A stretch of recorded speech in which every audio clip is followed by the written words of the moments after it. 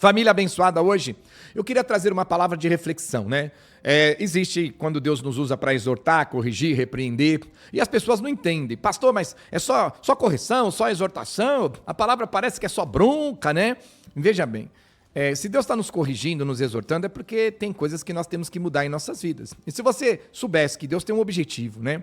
Tudo que nós fazemos na vida, quando nós traçamos um objetivo para buscar resultados, quando nós alcançamos o resultado, aquilo para nós é bênção do nosso Deus. Agora, se nós traçarmos uma meta, um projeto e não ter um objetivo, vamos supor, criamos um projeto, mas não tem um objetivo, uma meta, você não sabe onde quer chegar, então você tem que ter. Você não vai sair por aí, eu vou fazer uma viagem, para onde? Eu não sei, vou pegar a estrada e acelerar por aí. Não, eu tenho que fazer uma viagem, eu vou para outro lugar, vou chegar lá, você vai fazer um cronograma, um objetivo, e você vai chegar naquela viagem. Você sabe quanto vai gastar de pedágio, de combustível, o tempo de viagem. Se é 2, 3 dias de viagem, tem que hospedar para dormir, para descansar no meio do caminho, para não viajar cansado. Então, tudo é um projeto. E Deus, quando Ele estabelece regras, Ele também tem um objetivo final. Por quê? Olha o que a palavra diz, que tremendo. 2 Timóteo, capítulo 3, versículo 16.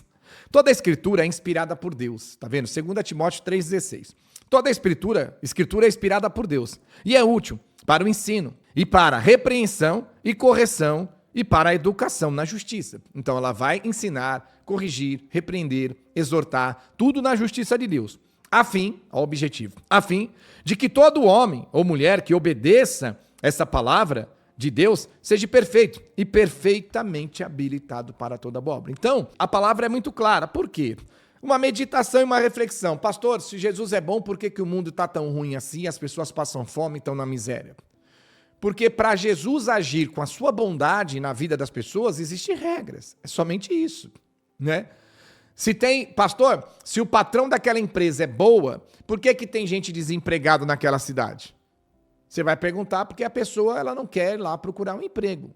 Se ela for procurar um emprego e aí se sujeitar a trabalhar, né? Ela vai conseguir ter o seu salário. Caso contrário, não. Então a culpa não é da empresa. A empresa está lá, a empresa é boa, o salário é bom, os benefícios são bons e está lá a placa, está precisando. Mas a pessoa não quer ir procurar um emprego. Ou até vai procurar um emprego e você fala, por que você não quis trabalhar? Não te aceitaram? Não, me aceitaram. Por quê? Não, tem que entrar às 7 da manhã, sair às 5 da tarde, vou ter que levantar 4 horas da manhã para chegar na empresa, só tem 1 hora de almoço. Não, aí não vale. Então a culpa não é da empresa, a culpa é da pessoa. Então hoje, quando nós olhamos, não estamos aqui para dizer de culpados, mas para Deus poder agir com a sua bondade, nós temos que fazer a nossa parte. Olha o que a Bíblia diz para você que está aí, né, desgarrado, né, desgarrada, sofrendo. Olha o que a palavra diz em Mateus capítulo 6, versículo 25 em diante. Olha que tremendo. 6:25 em diante. Eu vou ler um texto aqui para vocês. Por isso, vos digo, não andais ansiosos pela vossa vida, quanto ao que haveis de comer ou beber, nem pelo teu corpo, quanto ao que haveis de vestir. Não é a vida mais do que o alimento e o corpo mais do que a veste? Tá vendo? Não andeis ansiosos, preocupado com o que comer, o que vestir, onde morar, como pagar as contas. Isso não quer dizer que nós não vamos trabalhar, não é esse ponto. Nós estamos dizendo no mundo espiritual. Hoje você perde o seu sono porque não tem comida para pôr na mesa, ou às vezes trabalha e não dá para pagar as contas, às vezes não tem onde morar, não tem uma casa própria, está pagando aluguel, né? Tudo bem, se não tem casa própria, pagar aluguel não tem problema, todos nós fazemos a mesma coisa, somos iguais, mas estou dizendo que às vezes nem o aluguel você consegue pagar. Isso está tirando o teu sono, está te deixando estressada, está destruindo o teu casamento, o teu lar, está atribulando seus filhos, tribulando sua esposa, tribulando seu marido, e tudo está sendo degringolado, aonde Satanás está empurrando todo mundo rapidamente para um abismo sem fim. E contrapartida, Jesus ele está dizendo que quem está nos caminhos dele verdadeiramente obedece a sua palavra, não tem que se preocupar com essas coisas. E olha o que ele diz no 26. Observai as aves do céu, não sameiam, não colhem, nem ajuntam em celeiro, contudo vosso Pai Celeste a sustenta. Porventura não valei vós mais do que as aves? A palavra está sendo clara. Ele faz uma parábola, ele fala, olha os passarinhos, né? Não colhem, não trabalham, não semeiam, não juntam em celeiro, não fiam. São os passarinhos. Contudo, Deus sustenta os passarinhos. Eles têm lá os seus ninhos, ele tem lá os seus alimentos, ele tem lá as suas penagens, mas eles cumprem a missão dele. Eu não estou dizendo no mundo que nós vivemos hoje que o povo engaiola os passarinhos. Eu estou dizendo, né, num sistema normal do mundo do que Deus supriu para os passarinhos. E quem vale mais para Deus? Nós ou os pássaros? Cristo morreu para salvar os passarinhos ou Cristo morreu naquela cruz para salvar nós, a criatura? Então, se nós temos mais valor para Deus, é óbvio que Deus quer fazer muito mais para nós do que ele faz para o passarinho. E se há um suprimento para o passarinho, por que não está havendo para nós? É a questão. Porque dizer que não está havendo para quem está no mundo, concordo, é muito prático entender isso. Mas muitos estão, dizendo ser a igreja de Cristo, mas também estão aí perdendo os seus sonos, atribulados, desrasgados, sem respostas para os seus problemas, tentando desesperadamente achar uma solução e muitas vezes até pecando para suprir as necessidades, errando diante de Deus para conseguir alcançar. Não tem alguma coisa errada? Tem. E o erro não está em Deus, o erro está em nós. E o único erro nosso, ignorar a palavra de Cristo, não querer viver a palavra de Cristo. E olha o que ele fala no versículo 27 em diante. Qual de vós, por ansioso que esteja, pode acrescentar um côvado ao curso da sua vida? E por que andais ansiosos?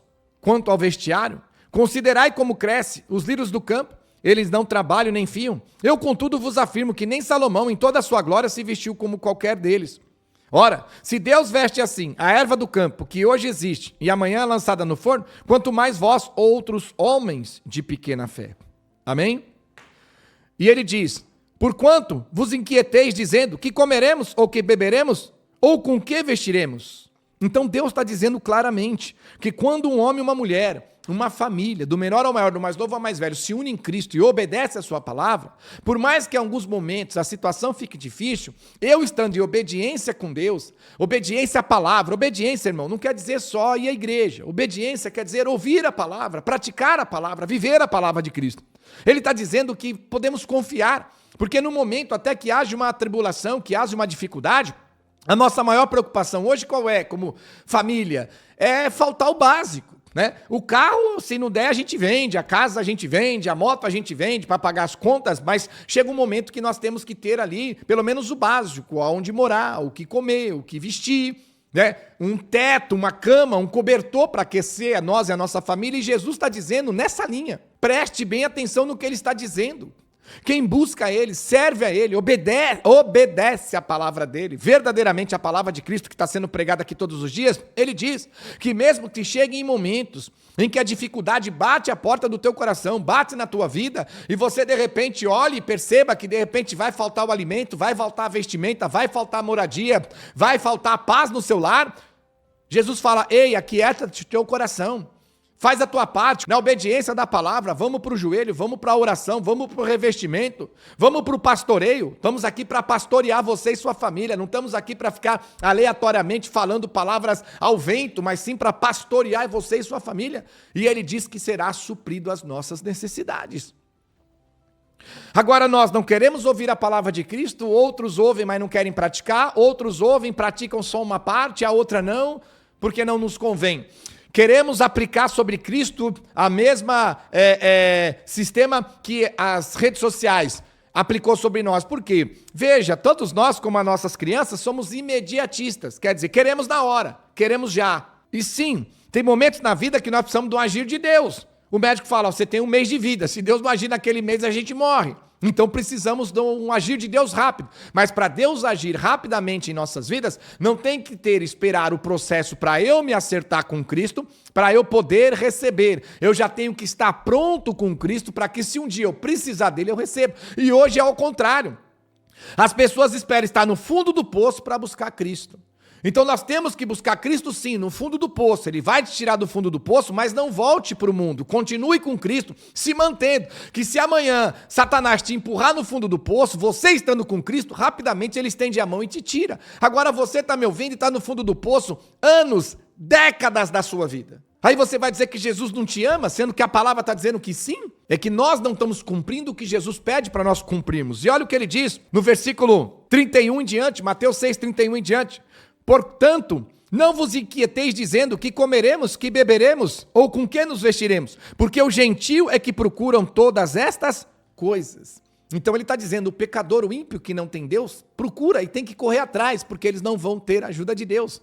E ele diz, pois o vosso Pai Celeste sabe que necessita de todas elas. Que pai que sabe que um filho necessita de um algo e não dá? Mas existe a regra da benevolência do pai, também pela obediência do filho. Porque senão nós estragamos os nossos filhos. Ó, pai, eu quero a bicicleta, se passar de ano ganha. Pai, eu quero isso aqui, se passar de ano eu ganho. Pai, eu quero isso, se ficar quietinho no mês ganha. Pai, eu gostaria isso no aniversário, se for um bom menino, uma boa menina, obediente, ganha. Pai, eu quero comer o sorvete, não tem problema, come arroz, feijão, uma salada, chicória aí, né? Depois você come o sorvete. Então é regras. O filho pratica, obedece, faz a parte dele que está beneficiando ele, porque nós estamos ensinando o que é melhor e ele recebe, não é a recompensa, ele recebe aquilo que ele quer. Assim Deus fala a mesma coisa para nós. Ele quer dar, ele quer curar, ele quer libertar, ele quer abençoar, mas ele fala, faça primeiro você a sua parte.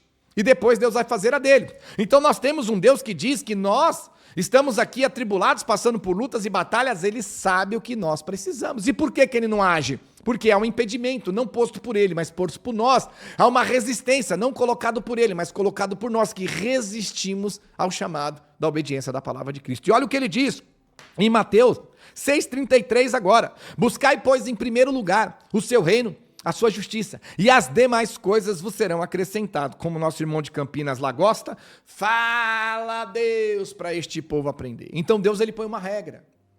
Para uma pessoa que em qualquer momento da vida dela ficar com dificuldade, seja no alimento, na moradia, nas vestes, na enfermidade, em qualquer área da vida, se aquela pessoa estiver focada na palavra de Cristo, buscando o reino do céu, a justiça do céu, não é buscar as coisas terrenas, as coisas do mundo, ele está dizendo buscar as coisas do céu, se santificar, entrar em obediência, para ser aprovado por Deus, perfeitamente habilitado para toda boa obra e para toda boa bênção que Deus tem nos dá, ele vai nos abençoar, porque ele diz que quando nós focamos em buscar o reino, a santidade, a obediência, a espiritualidade, a prática da palavra de Cristo, ele vai automaticamente acrescentar em nossas vidas tudo o que nós precisamos. Oh, glória, isso é Deus. E para finalizar aqui, olha o que ele diz em Mateus 6,8. Não vos assemelheis, pois, a eles, porque vosso Pai sabe o que vos é necessário antes que a gente venha pedir.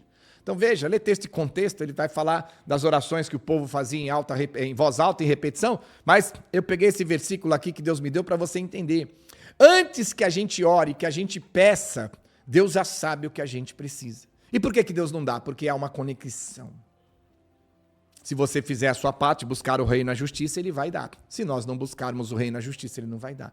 Pastor, mas eu estou buscando o reino. Será que você está buscando o reino? Ou alguém te deu um título de convertido e convertida, diz que você está salvo, mas a palavra de Cristo que é bom não está pregada. Pastor, eu estou buscando o reino. De que maneira? Nem todo lugar leva ao reino. E nem tudo que reluz é ouro, e nem todo lugar Deus está lá. Reflete o que Deus está dizendo para nós. Numa pequena colocação. Estamos sofrendo porque queremos. Mas é um querer que não é aceito por nós. Por quê? Eu entendo assim como ser humano. Querer quer dizer algo que eu vou lá e faço. E assumo o risco. E eu não estou fazendo algo para me prejudicar ou prejudicar minha família. Porque eu quero. Mas estou sendo prejudicado. Então, se o mal que você está fazendo e prejudica a sua família, você não quer que aconteça assim, então você tem que tomar uma decisão. Fazer algo que você queira fazer para mudar a sua situação, que é Cristo Jesus. Porque você, querendo ou não, fazendo aquilo que não agrada a Cristo, fazendo aquilo que não está na presença de Deus, ele não vai agir nas nossas vidas. E essa ação nossa vai gerar frutos ruins. É a realidade da raça humana nos dias de hoje. Então, a esperança, ela é dada. A chance, ela é dada. Deu para entender? Como Paulo fala, o mal que eu não quero, acaba fazendo e colhendo. Mas o bem que eu quero fazer, eu não consigo. Então a decisão é sua.